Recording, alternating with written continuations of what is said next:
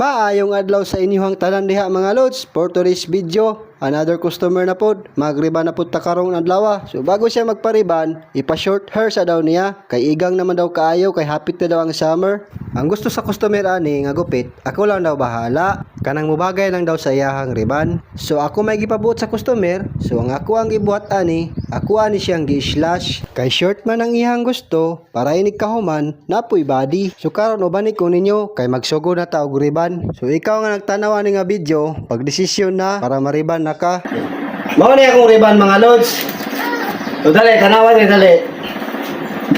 So kani siya, wapa ni siya ma-final, straight na ni siya. So ingani ka legit akong riban.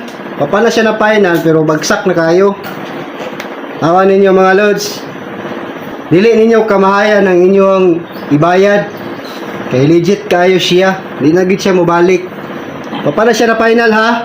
Wapa na siya na final mga lods. Tanawan ninyo. Mao na ni siya ang resulta mga lods. Final lagi ni siya. Tanawan ninyo mga lods. Sinaw kayo. Diba?